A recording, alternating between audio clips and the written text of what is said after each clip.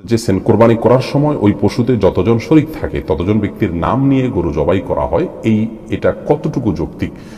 ভাই সাইদুর রহমান, কোরবানি যেই কয়েকজন ব্যক্তির তরফ থেকে করা হয় তাদের প্রত্যেকের নাম উল্লেখ করা এটি আবশ্যক নয়।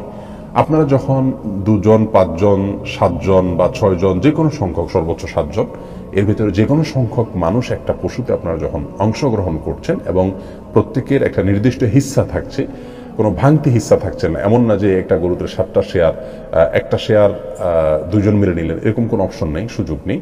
অথবা একটা শেয়ার মিনিমাম 1 জন নিলেন অথবা একাধিক শেয়ার নিলেন।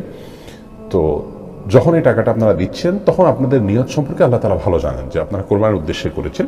এখানে আলাদা করে তাদের নাম উল্লেখ করতে হবে, জপতে হবে, এমনটি আবশ্যক নয়। যদিও কোরবানি করার পর এটি বলা সুন্নাহ যে আল্লাহ, এই কোরবানি যেটি হলো এটিকে অমুক অমুক অমুক ব্যক্তির তরফ থেকে আপনি কবুল করে নিন, এভাবে যদি উচ্চারণ করা যায় ভালো।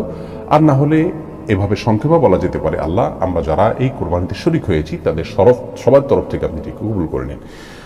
আলাদাভাবে নাম জপাটা আবশ্যক নয়, যদিও পরে নাম উল্লেখ করে তাদের তরফ থেকে কবুলের দোয়া করা যেতে পারে এবং মুস্তাহাব, সেটি করলে ভালো।